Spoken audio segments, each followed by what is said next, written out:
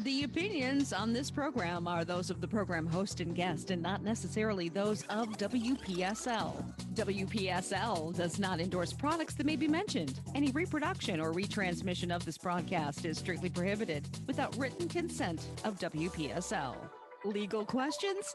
Ask a lawyer. Give us a call at 340-1590, 340-1590 here at the studios of WPSL. And Ask a Lawyer with your host, attorney Stuart M. Address. Good morning. This is Stuart Address for Ask a Lawyer. It's April 8th, 2022. And before we even begin, I want to ask you all to please call us and ask a lawyer. Call us at 340-1590. Call us. Sound effects. I'm hearing bells. Well, we had a major event this week.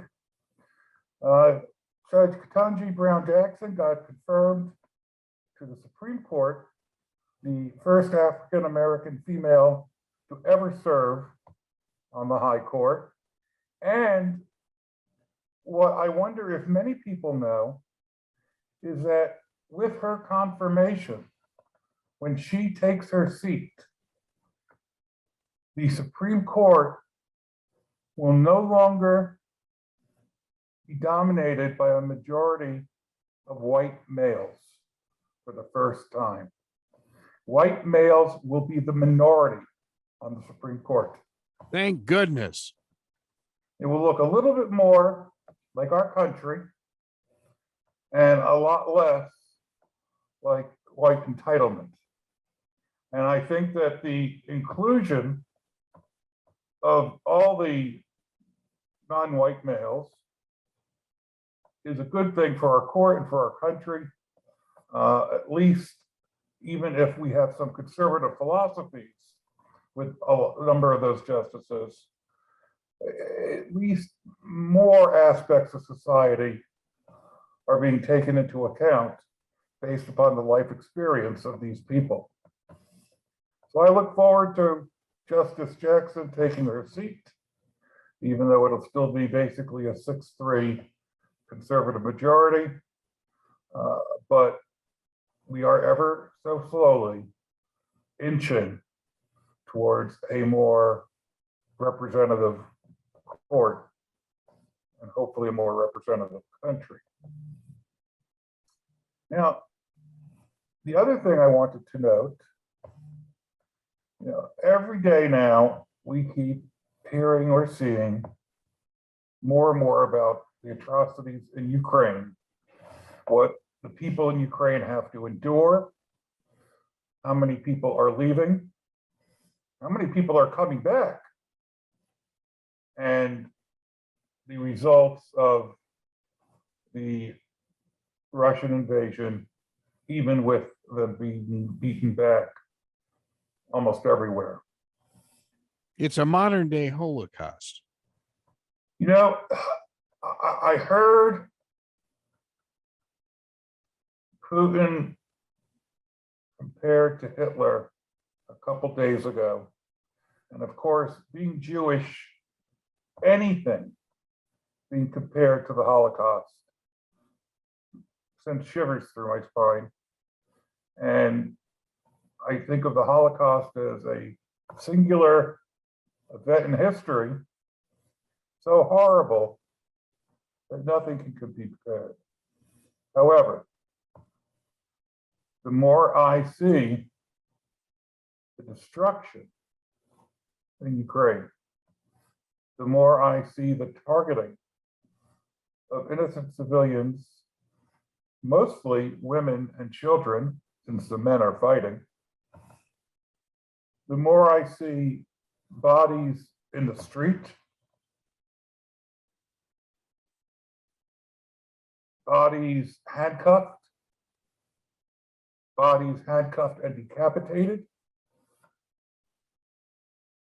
the more this becomes the norm of what we are finding as the Russians retreat and the bodies are examined,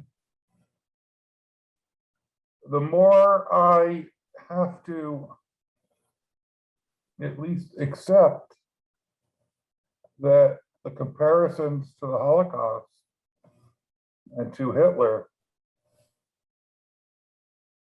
have some viability. Well, you know, I think the NBC report the other day uncovered multiple crematoriums that the Russian troops have set up. That is just mind-boggling to me. For those on Facebook, Greg has mentioned the mobile crematoriums that the Russians have, and that is an excellent point. Bring in crematoriums and you get even closer to a description of the Holocaust, and the Russians have brought in numerous mobile crematoriums so that they can try to burn the bodies before people can discover them. We all know that there are a certain number of people that lived in Ukraine, but without bodies, it's hard to count them. And the effort of destruction of the bodies using mobile crematorium, brings the comparison a little bit closer. The interesting thing is, here, there are no concentration camps, there are no fences, there is no barbed wire, but everybody in the country, or at least in the South, the East, the North, and the Central, not so much the West, but a little bit, seems to be fair game. And it's almost as if living in most of Ukraine is as if you may be living in a camp. I've heard some descriptions actually in the East, particularly in Mariupol, which is ash right now. But I heard people, I'll say, testifying, on TV as to their fear of even coming out of their apartments while it was under Russian occupation. After hearing stories, all these stories, I heard people talking about, I didn't go out of my apartment because I didn't want to get shot. I didn't want to get tortured. I didn't want to get taken away. And the restriction then by fear to one's own apartment, bombed out as it may be, again brings us a little bit closer to, is this a fair comparison? And I'd hope we would never have a fair comparison again. And it's still not the same, but it is horrific, repulsive, and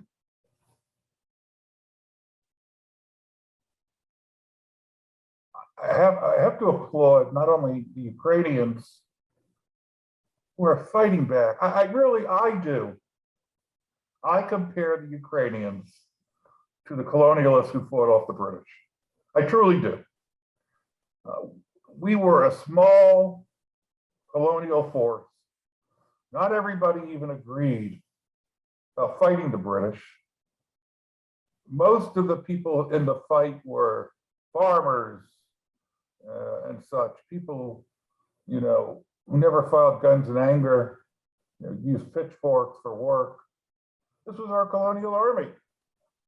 And somehow we wanted it enough. We wanted independence and freedom enough that we fought King George and won.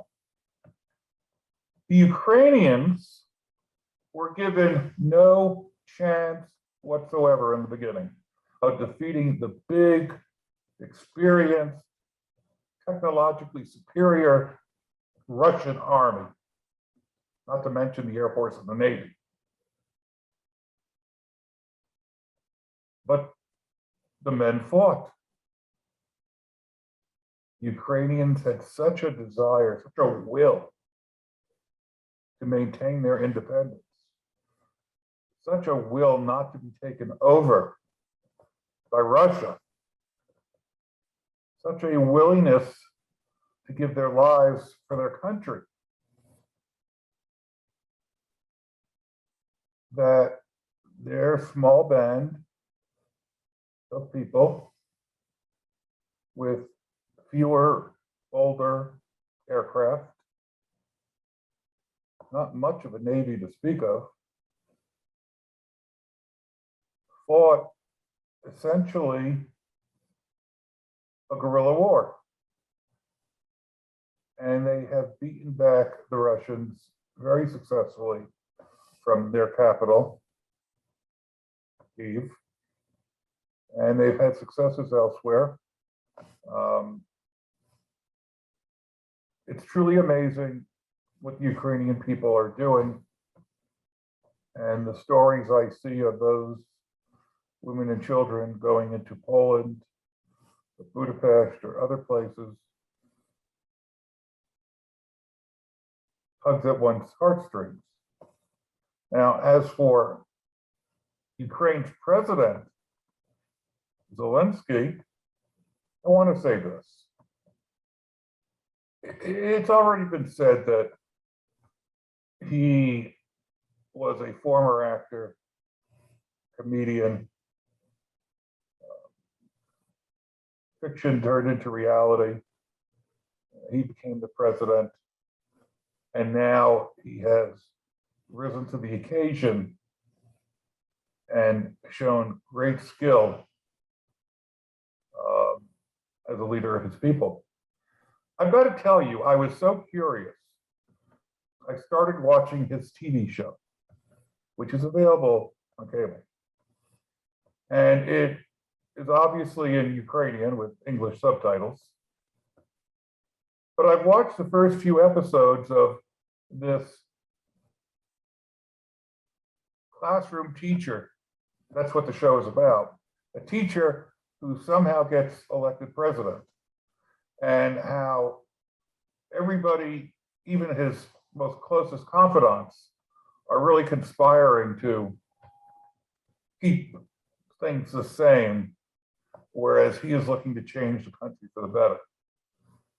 And this fiction has turned into real life. This comedian actor became president. And he has stood up to the West, to NATO, not to mention the Russians.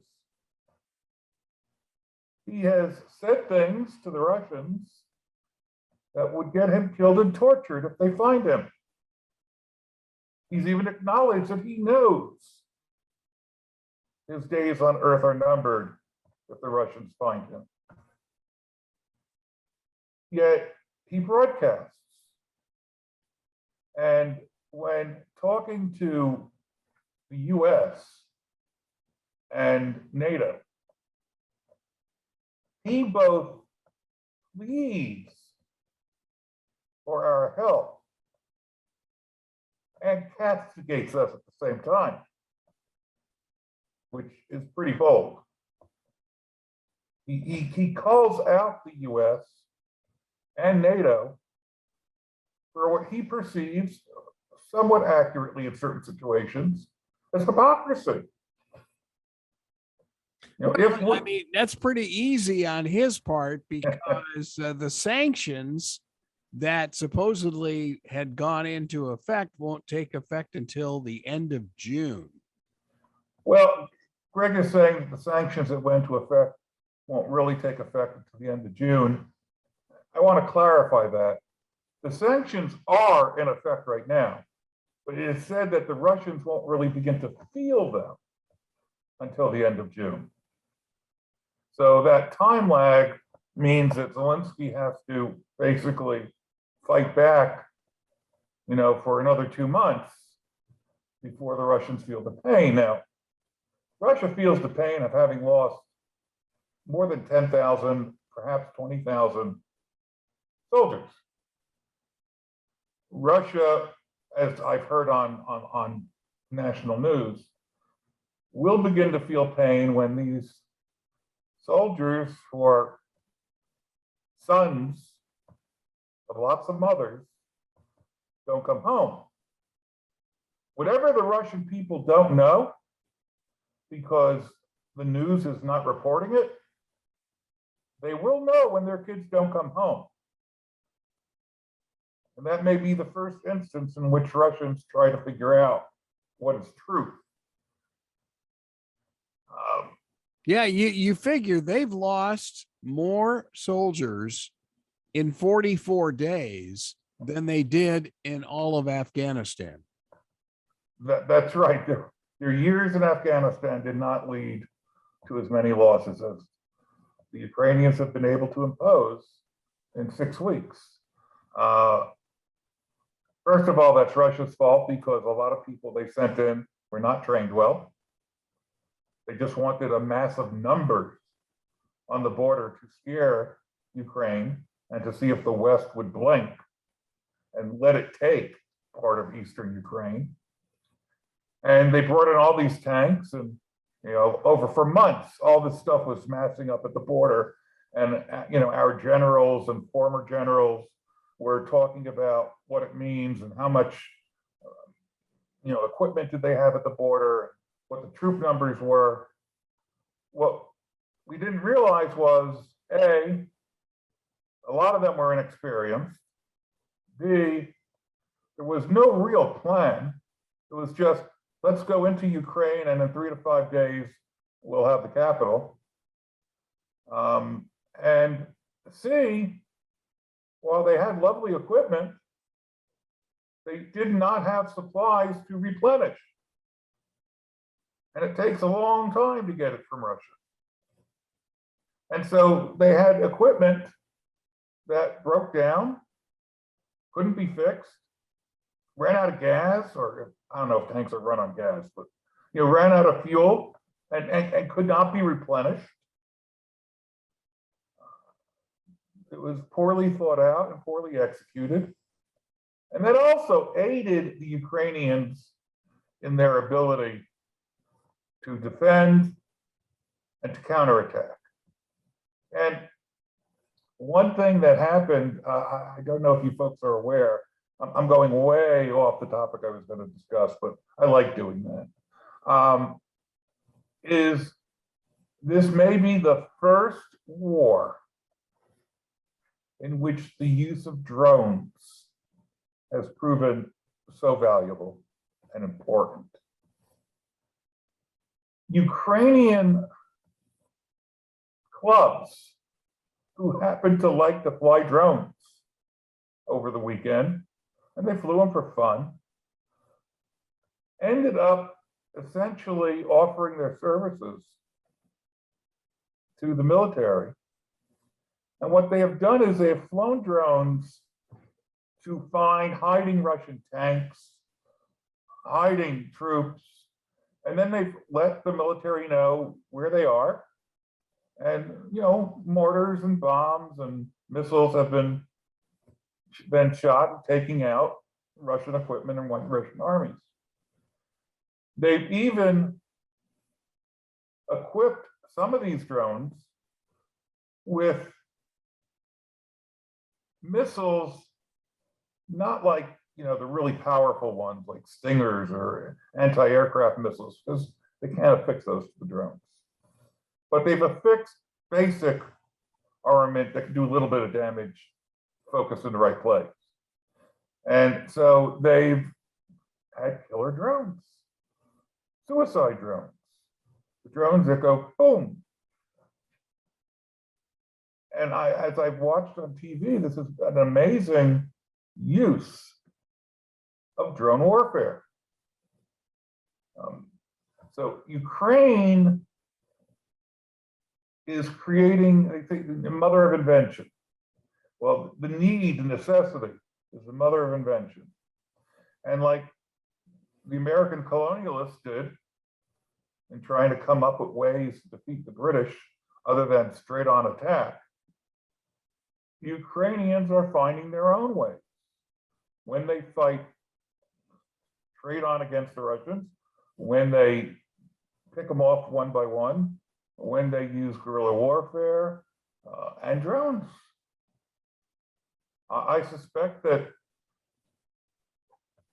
drones will now become a regular part. Look, we know that we have drones that are operated remotely, you know, in military installations, and that we get a lot of information from those drones, and those drones can be equipped with more significant offensive weapons because we built them that way. The Ukrainians don't have that. Oh, yeah. You figure a lot of the Afghanistan war was fought out of Palmdale, California. The drone pilots. Yeah. Yeah. Nope. And I suspect that drones that will become a more significant part of future warfare. But that's really my talk about, you know, I wanted to mention really President Zelensky. And when he says, you know, when he speaks and he is asking for military aid, he's asking for planes, he's asking for missiles, he's asking for tanks. And he says straight out to the US, if you don't give me this, you are responsible for the death of X number of people. That is a pretty bold thing to do when you're asking for help. But I admire it because he is speaking truth to power, truth to those he wants help from, but in a way which is not offensive because of the desperation of the situation for his people. And I just think that when all is written and all is said and done in the history books, this little known president, a small country of 40 million, will have much written about him, much discussed in American and NATO war colleges, and that he will have the admiration of many people in the future. Because while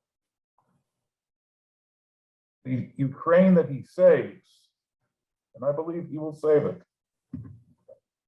is a battered shell of itself. And the work to rebuild will probably take decades. I bet you they are going to rebuild. Oh, yeah. It's going to be like another Marshall Plan. Yeah, but I think they're going to have, they will have the will to rebuild. I don't think they're going to look at the difficulty and be deterred. It seems like the Ukrainian people, as a cultural distinctiveness, are very tough and very much in love with their homeland. All right, so after all that, how exciting can wage and hour law be? Hey, anybody out there, 340-1590, give us a call. Tell me what you think, ask a question, make up something. All right. Well, the topic I was going to talk about, so I'll talk about for half the show, is one that we have touched upon before. Wage and hour law and mostly overtime. I have received an inordinate number of calls in the last few weeks to my office, and now have in my office several overtime cases, all but one for the employees. In one, I'm representing the employer. And they all involve similar issues, although the fact patterns are a little bit distinctive. But I'm seeing things like employers simply not paying overtime, I'm seeing things like employers paying overtime hours over 40 at straight time. In other words, you get paid, but you don't get the extra half. I've seen employers paying the straight time in cash so that the employees, quote unquote, don't have to report it, so they should be happy about it, and that's the way they get away from the extra half time until they get sued for the time and a half because they can't prove the cash. I have seen employers taking advantage of those who are undocumented. I've seen that more than once recently, with the assumption being these people have a lot of fear about reporting the failure to pay them properly. If they do report it to a lawyer, they have fear that they could be deported. And some are willing to stand up for it anyway. You know, that could turn into a class action. But before we talk about that, let's talk to Pat on line 1 from Port St. Lucie. Hello, Pat. Yes. Just wondering what you think of the Russian submarines off the coast of America. The Russian submarines off the coast of America, well, that's been pretty common for a long time. We have submarines off the Russian coast, you know, off the Black Sea. Yeah, there are Russian submarines off the coast of the eastern U.S. predominantly, in the waters, international waters. And for the most part, I suspect that the American Navy knows exactly where they are, and they sometimes play war games with them, not with them, but using them. As you know, they patrol up our coast as well. So, yep, they're there. Let's not doubt that if we were to have a nuclear war, that it's not only missiles from Russia we'd have to worry about. We'd have missiles right off our coast that the submarines would be firing. And same for us. Also, do you have any idea how the citizens in Russia could see what we see on TV? Do I have any idea how the citizens in Russia could see what we see on TV? No. This is what happens when you don't have freedom of the press or freedom of speech. This is what happens when a despot is in power and can cut off TV and news, except that which the despot is willing to have reported. Now, I'm of course speaking about Mr. Trump and my fear that if he wins in 2024, without the fear of not having to do another election and not really fearing Congress for throwing him out, that we're going to see a lot of state news.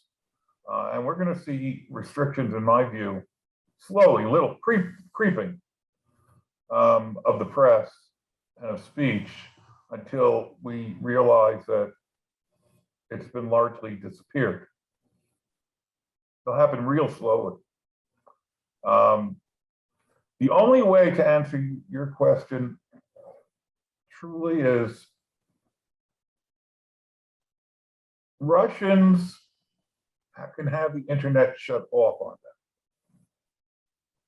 them. The state is even able to target certain websites and cut that off if they don't cut off the entire internet. But, you know, the old-fashioned people with CB radios, things like that, are able to get Western news. The question is how willing they are to report it in a large fashion to the Russian public, because of course they fear as well being arrested and, you know, going through their trials and being put away for a while. Yeah, Radio Free Europe is on shortwave, so that it is getting into Russia. Thank you for your call. The only problem with Radio Free Europe is that it doesn't show pictures. That's right, it's radio. You need to see what we see. You are absolutely right. It would, you know, pictures worth 1,000 words, and I also, I think once the Russians find out visually what we know, no, I don't think there'll be any place for Mr. Putin to hide. So he'll either disappear with billions, or he'll disappear forever in real reality, death's sake. But I don't believe most Russian people want any of this.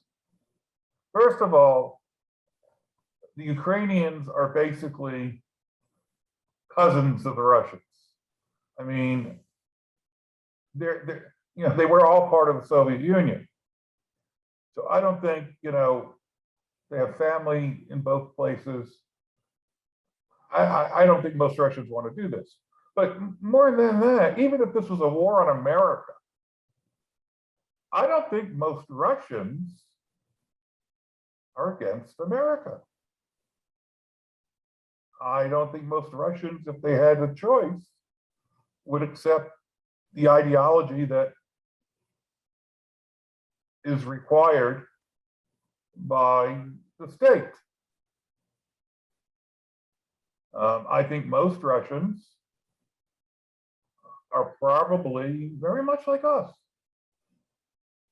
except living under a regime that is able to better control them. And I think we all should be very careful when we say, I can't stand or I hate, and then we name a people, we name a country, we name an ethnic group, because all is never accurate. It's not all Blacks, it's not all immigrants, it's not all Russians, it's even not all North Koreans, because they know nothing as well.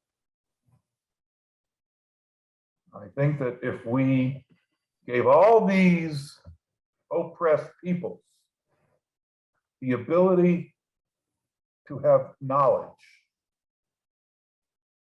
and the ability to vote,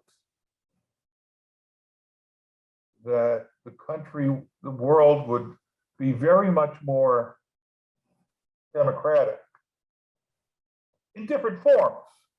For example, in Europe, they have parliamentary democracy. Okay, you know, it's not exactly the same, but you know, the House in England is similar to our House of Representatives, and the House of Lords is similar in intent to our Senate. And you can have different types of democracy. So I think when people have the ability to choose with knowledge, they will choose democracy. I can't imagine why anybody would knowingly choose a form of government where the state has more control over them. You know, look, the state has control over every one of us. Okay?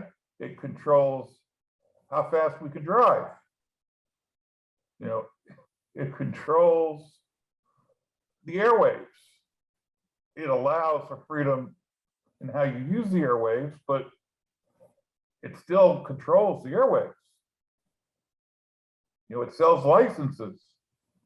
And sometimes when one license is vacated, you know, there's an auction, a government auction for another license.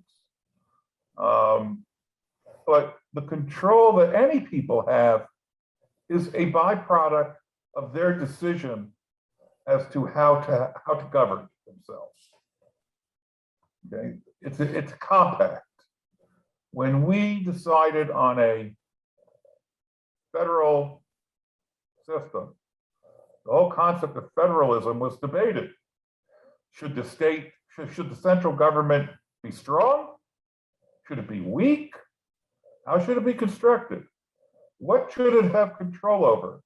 To what are the states going to retain their individual power? Big discussions back there in the late 1700s when we were trying to form our government. So how it turns out is a byproduct of the people who are creating the government, and the extent to which the government can control them or influence their lives is a byproduct on how much they are willing to let the government do so. And that can change and evolve over time. I think, Greg, do you have a call? Yes, I think we do have another one, but let's see here. Pat, were your questions answered? Hello, I guess he's gone. Okay. Okay. Maybe I answered the questions without him asking. You must have. Okay. Okay, but we do have Charlie. Hi, Greg. Hello, Charlie. How are you? Your show. And you keep mentioning democracy, and you're right about that. But we are a republic. That's correct. You know, you started talking about states, and we have rights, etc., and people being controlled. The question I have for you, because I do think you're a very intelligent man, do you look at our president, Joe Biden, as a strong, decisive leader? I'd love to hear your answer on that. All right, I will answer you directly, unlike many others who have made the question. Okay, well, I'm going to get off the All phone right. because I Thank you for calling. better, okay? Yes. All right. I do believe that Joe Biden is a strong leader. That doesn't mean he's a dynamic leader. He is not an Obama. All right, but, you know, President Obama was in the White House for the first time in 5 years the other day, and you know, it was at the lectern along with, you know, Vice President Harris and President Biden, and they all gave remarks. They were talking about the Affordable Care Act, which was now in its 12th year. And when Obama spoke, it was the Obama I remember. He looked like a rock star up there. Absolutely looked like a rock star. He speaks with a certain look in his eyes. He uses his smile effectively. He uses hand gestures. And I'll tell you, even high school kids I used to teach in speech and debate, he modulates his voice. That is the best thing he does. I hope I'm emulating it. He modulates his voice, not so that he's either speaking soft or yelling. He modulates his voice and the cadence of his speaking in a way that keeps the listener interested. And he's able to emphasize certain points in the way he speaks. And so the way he speaks is a form of communication in addition to the words he speaks. Joe Biden is not a very effective public speaker. And I don't know how many people know this, but Joe Biden as a kid was a stutterer. He did not like to speak in public. He got rid of the stutter, but you know, that stutter's always sitting way back there. And sometimes he does stutter, just a little bit. You know, the way everybody occasionally stutters. But in terms of when he gives an address like the State of the Union or any other formal address to the people, he tries to emphasize, but I don't hear the same ability to capture people's imaginations in the way he speaks as did President Obama. And, oh, I hate saying this, as did President Trump. President Trump was a salesman and he knew how to speak. I'll give him that. Now, if I don't believe that President Biden is a very effective communicator, how can I say he's a strong president? Because I believe he has the respect of our NATO allies and the fear of most of our enemies. He has been in public service for, gosh knows, almost 50 years, maybe more than 50. He's been through all of Washington, all of the Senate. He knows domestic policy. He knows foreign policy. Remember, he was vice president for 8 years. He knows the world leaders personally, most of them. And I believe that he is perceived as extraordinarily competent, extraordinarily intelligent, extraordinarily empathetic to the needs of people and the needs of other countries. And in that way, I believe he is a strong president. You know, NATO is completely aligned right now with respect to Ukraine. It took a lot of diplomacy and a lot of persuasion with some of our NATO allies who might not have wanted to agree with this or provide that. It took a lot for him to be able to speak and say that he was speaking on behalf of all of NATO, which delivered a message to Mr. Putin. Now, if we had all broken apart and were arguing over, well, maybe we should let him take some of Eastern Europe, Eastern Ukraine, some said maybe we shouldn't, then Putin would have known that he could probably get away with this. But with all of NATO speaking with one voice, Ukraine was able to fight back and is getting more armaments every day. So yes, I do believe that Joe Biden is a strong president. And we do have Charlie again, or is it a different Charlie calling back? Charlie? Same one. Same one. Hello. Charlie, hey there. Hello. Yeah, I'm here. Hello. We're Hi. waiting for you, Charlie. You've been on. I listened to your retort, and first off, I don't think that Joe Biden is a strong leader.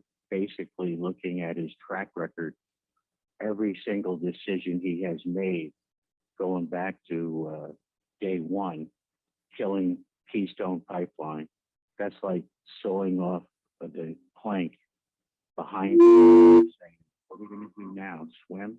You know? Because I own 2 diesels. There's so many gas cars on the road. I could afford buying an electric. Nobody, not too many people can. Okay. And when he pulled out of Afghanistan the way he did, leaving all those millions of dollars worth of armaments, which the Ukrainians couldn't. I will agree with you on that. You know, and there's so many things, Stuart. I was a manager. I ran businesses. I led people, and you lead by example. And the man spends a lot of time in Delaware, you know. And Trump spent a lot of time on the golf course. give me a break as far as a vice president. She's horrible. She cackles. You know, when she was over in Poland and asked, "What are you going to do with, you know, would you take some Ukrainians?" She laughed. That's horrible. Okay, So I'll stick with commenting on Biden. I don't want to get into Kamala Harris right now. We can do another show on that. I agree with you about the manner in which Joe Biden withdrew from Afghanistan. I thought that was very poor leadership. I disagree with you about Keystone Pipeline and some other things, but to get into that would be to go into the weeds. Overall, I believe he's a strong president because our partners will be influenced by the policies he advocates, as opposed to where we were, honestly, the last 4 years. And that's not a standardized Trump jab. Even if the person's name was Jackson, I'd say the same thing. We were not respected in the world community. And that costs us in many, many ways. The leader of the free world back then was Angela Merkel. You know, we usually refer to our president as the president of the United States and the leader of the free world because of the influence we have. And I do believe that President Biden has restored that influence throughout the world. And, you know, in that way, I have to believe that he is a strong president. He has faults. Not all of his decisions work. But let me tell you, that American Rescue Plan, that sure helped us during the pandemic. And, you know, the plan, you know, the public works plan that was passed is going to help us. And the other part of it that he tried to pass, and we'll still try to pass in pieces. I agree with those policies and those programs, and I think that they will work to our economic advantage and safety and health if we pursue them. Yeah, I just think about poor Keir Simmons, NBC correspondent who's still in Moscow, and they couch his stories is, of course, now they threaten all Western news people with jail and all their stories are screened by Moscow. I mean, they're all screened. So if they say anything that could be problematic, they wind up in jail. So yeah, difficult job being a reporter in Moscow right now. Honestly, Greg, I did not realize that there were any Western media left in Russia, because I thought they had all been ordered out. No, there are a couple still there. I don't envy them at all. So what Greg is saying is that there are a couple Western reporters still in Moscow, but all of their news reports are screened before they go out. And so they know there are certain things they can't write, because not only will it be screened out anyway, but it may very well get them arrested. And that's what living under a dictator, a despot, a totalitarian regime, however you want to phrase it, that's what it means to live in that type of a society. And, you know, I go from the perspective of, we're all given one life. We all want to live that life in the best way we can live it. And we deserve that, because we're human. And look at all these people that are born into totalitarian regimes. And They don't even know what freedom is. They suffer and they suffer and they suffer. I think that's a horrible waste of life. And what benefits to the world could they bring if only they were allowed to reach for their highest talents?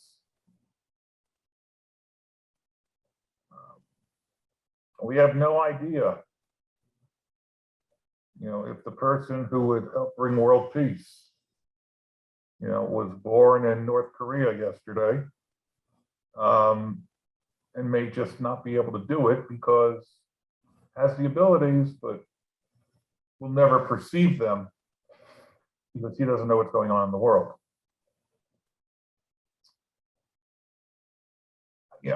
This is how I react. I wax philosophic, but this is how I react sometimes when I see stories about anybody that's killed. I hear the phrase, kill him. Even in fiction, kill him. And I reflexively think, kill them? What gives you the right to end a life? I mean, that person will not live again. You're cutting the life that God intended short. You can't take it back. It's not a video game. I'm bothered by it. I'm bothered by anybody's life being cut short. It's the most precious thing we have. And we should be able to live it in as free of a society with as few restrictions as possible. There are restrictions necessary to live in any communal group. And here we're a giant communal group of 350 million. Not everybody will like all the rules. I don't like all the rules. But that's the deal we make when we become a citizen of any individual country. Anyway, that is the show for today. I hope you all have a good weekend and a very nice week. I got my 4th booster shot the other day. Everything was fine for me. My wife's a little under the weather, but go get boosted, and I'll be back next Friday for Ask a Lawyer. Thank you very much for listening. WSTU Stuart, WPSL, Port St. Lucie.